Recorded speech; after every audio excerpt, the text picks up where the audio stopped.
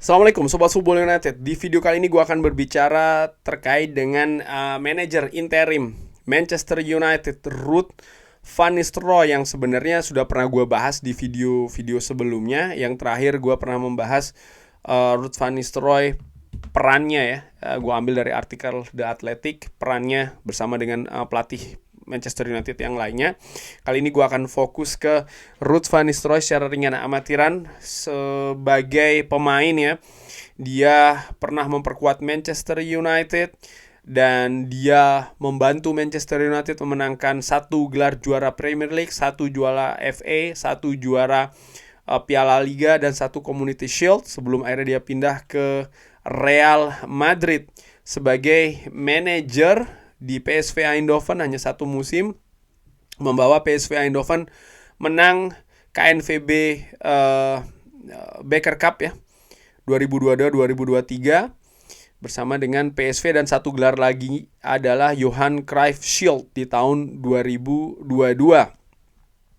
Sebagai pemain dia memiliki karir yang menarik menurut gue ya, dimana dia pertama kali secara profesional, gue dapatkan data ini, dia bermain di Den Bosch, lalu dia ke Heerenveen, lalu dia ke PSV, sebelum dia ke Manchester United. Ada kejadian yang juga menarik, bagaimana kepindahan dari PSV Eindhoven ke Manchester United ini sempat tertunda 1 musim karena pada saat itu Ruud van Nistelrooy gagal secara tes fisik ya, karena dia ada gangguan cedera pada saat itu.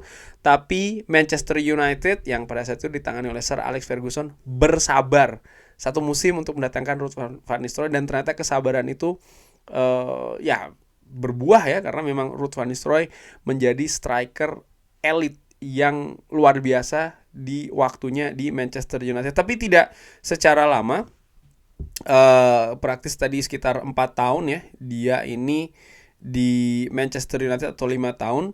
Dia pindah ke Real Madrid setelahnya, dan ini juga dibumbui ada retaknya hubungan antara Ruud van Nistelrooy dengan Sir Alex Ferguson. Dan setelahnya dia ke Hamburg, lalu dia kembali ke Malaga, dan ya dia akhirnya kembali lagi ke Manchester United sebagai asisten pelatih, ditunjuk langsung oleh Erik ten Hag ya, bersama dengan Rene Hake. Ini merupakan karir sebagai pemain Ruud van Nistelrooy sebagai penyerang, bagaimana dia menjadi mesin gol di Manchester United, 2 digit, sempat ada 1 digit itu karena dia ada gangguan fisik, cedera di sana ya. Tapi selebihnya ya dia memang menjadi striker yang menakutkan, dan sebenarnya ada pengharapan bahwa dengan kedatangan Ruud van Nistelrooy ini bisa membantu lini depan Manchester United, karena musim lalu Manchester United ini kesulitan ya untuk bisa mencetak gol. Berbeda dengan 2 musim lalu di mana pada saat itu Marcus Rashford bisa menjadi solusi, tapi musim atau 2 musim yang musim lalu ya, lini depan Manchester United ini kesulitan menurut gua. Lini belakangnya termasuk yang oke, tapi tidak dengan lini depannya. Dan mendatangkan Ruud van Nistelrooy dengan harapan untuk bisa melatih para penyerang Manchester United, sampai dengan sejauh ini menurut gue masih belum berhasil, karena Manchester United dari angka mencetak golnya pun juga tidak bagus. Padahal secara permainan Manchester United berhasil menciptakan banyak peluang. Ini bisa dilihat bagaimana dari XG Manchester United, selisih antara XG dan gol yang diciptakan itu cukup besar, bahkan paling besar. Ini menunjukkan bahwa ya Manchester United atau pemainnya belum bisa memanfaatkan peluang-peluang untuk bisa membuat gol. Padahal peluang itu sekali lagi bisa diciptakan. Nah, banyak yang menanyakan juga ya, kira-kira bagaimana sih permainan Ruud van Nistelrooy, formasi apa misalnya. Kalau gue ambil ketika dia sukses membawa PSV Eindhoven menjadi juara KNVB Beker Cup, mengalahkan Ajax pada saat itu dengan adu penalti ya, dia memakai formasi 4-4-2. Pada saat itu ada nama Luuk de Jong, ada Xavi Simons, ada Ibrahim Sangaré, ada Joy Veerman, ada Gerard Brandway juga ya. Dan prestasi ataupun juga statistik di PSV Eindhoven selama 1 musim, angka kemenangan dari 51 pertandingan, 33 bisa dimenangkan, 10 seri, dan 8 kali kalah. Angka yang menurut gue cukup lumayan ya, tapi tidak bisa membawa PSV Eindhoven ini untuk menjadi juara Liga Belanda pada saat itu. Sebelum akhirnya dia pindah ke Manchester United dan saat ini menjabat sebagai interim. Nah, dari salah satu artikel yang ditulis oleh Andy Mitten ya di The Athletic, gue ingin bahas ya terkait dengan Ruud van Nistelrooy ini. Bagaimana ada seorang analis taktikal ya, Mark Lambers, ini memberi pengetahuan ataupun pendapat terkait dengan Ruud van Nistelrooy ketika masih di PSV Eindhoven. Apa yang penting bagi Van Nistelrooy dan timnya adalah situasi menyerang dan juga dominan dalam bola. Jadi Ruud van Nistelrooy ini gaya permainannya adalah menyerang dan dominan dalam possession.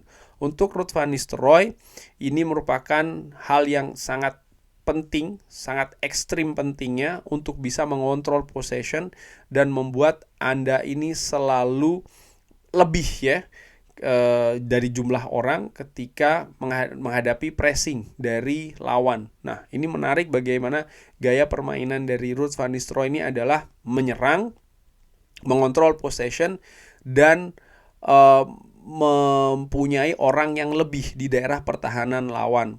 Sehingga ketika Anda bermain dengan menghadapi situasi 4-2-3-1 ataupun 4-3-3, mereka akan melakukan pressing ya ke central defender dengan striker dan juga pemain nomor 10. Nah, dari sini gue melihat bahwa gaya permainan Manchester United nantinya seperti ini mungkin. Ruud van Nistelrooy akan meminta bagaimana para pemain depannya ini untuk secara proaktif melakukan pressing terhadap back-back lawan yang ketika melakukan possession, dan ini dilakukan secara agresif. Walaupun sebenarnya menurut gue ya, ini seperti kayak gegen pressing, mungkin seperti itu ya secara dengan amatiran, dan gaya ini sebenarnya tidak jauh berbeda dari apa yang diinginkan oleh Erik ten Hag kalau melihat di musim pertama ya.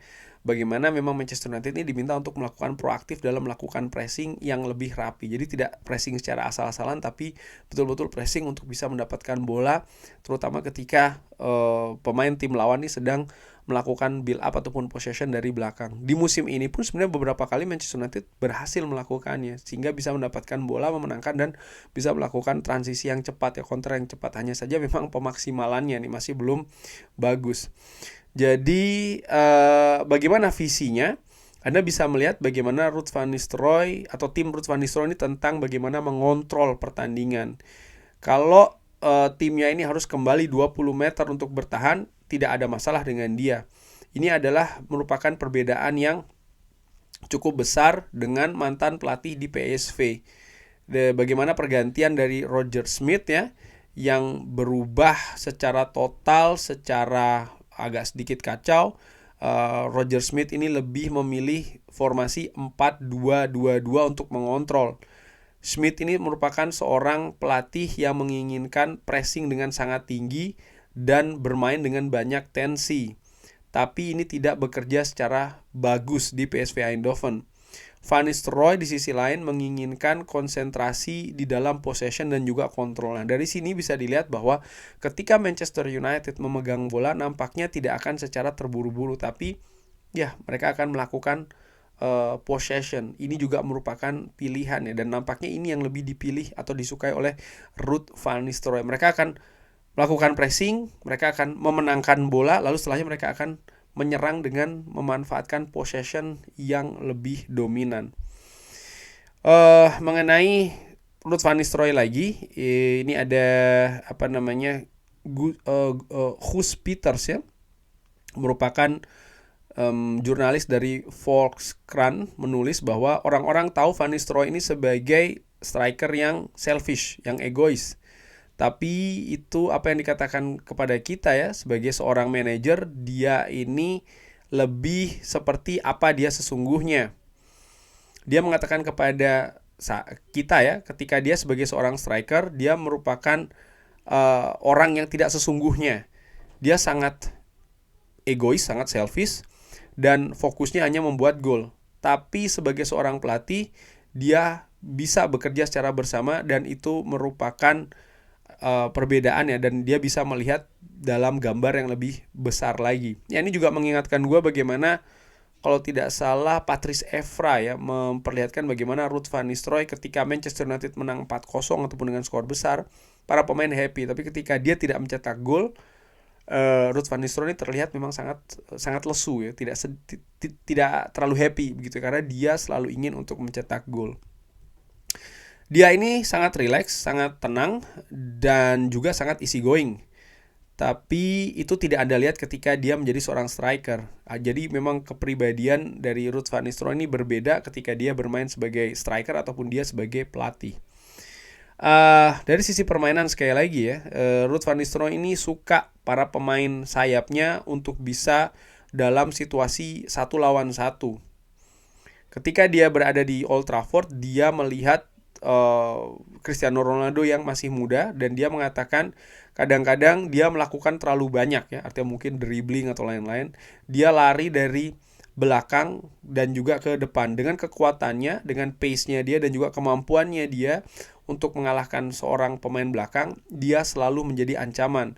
Finishingnya juga bagus dan dia masih sangat muda, jadi dia akan menjadi lebih baik lagi. Dan di masa Ruud van Nistelrooy, gue ingat ya, ada pemain sayap yang saat ini membela Liverpool, Cody Gakpo, tentu saja menjadi salah satu talenta yang berhasil menurut gue. Tapi di sisi lain, ya saat ini Manchester United juga memiliki talenta-talenta yang kuat di sektor sayap, walaupun masih belum jadi betul. Alejandro Garnacho itu maksud gue ya. Nah, itu tadi sekilas terkait dengan Ruud van Nistelrooy. Dari situ gue bisa melihat bahwa secara taktikal dia memiliki ciri khas ya. Ada hal-hal yang tidak terlalu beda dengan gaya permainan Erik ten Hag misalnya. Tapi salah satu perbedaan jelas nampaknya dari sisi possession ya, dimana dari sisi pressing nampaknya dia sama ya dengan Erik ten Hag, tapi dari sisi possession nampaknya dia lebih menginginkan untuk memegang possession lebih dominan lagi. Namun demikian, menurut gua Ruud van Nistelrooy yang menjadi bagian dari tim kepelatihan Erik ten Hag musim ini, ada satu faktor yang bisa jadi akan membedakan, dan gua harapkan ini bisa menjadi semacam kayak pembalik dari keadaan Manchester United, artinya bisa lebih positif, yaitu adalah kemampuan man-to-man management. Ini penting, dan sering gue katakan, sering gue tekankan, selain kemampuan teknis juga kemampuan man-to-man management. Dan gue melihat Ruud van Nistelrooy ini memiliki karisma yang berbeda. Oke, dia mantan pemain Manchester United, tapi tadi gue sampaikan di awal ya, nampaknya rekornya sebagai ataupun juga masanya dia di Manchester United berbeda jika dibandingkan dengan Ryan Giggs, jika dibandingkan dengan Michael Carrick, jika dibandingkan dengan Ole Gunnar Solskjaer. Mereka nampaknya memiliki fondasi di Manchester United lebih dalam menurut gue ya, secara dengan amatiran dibandingkan dengan Ruud van Nistelrooy. Tapi dia memiliki pengalaman di Old Trafford, di Manchester United sebagai pemain. Kali ini dia hadir sebagai pelatih interim.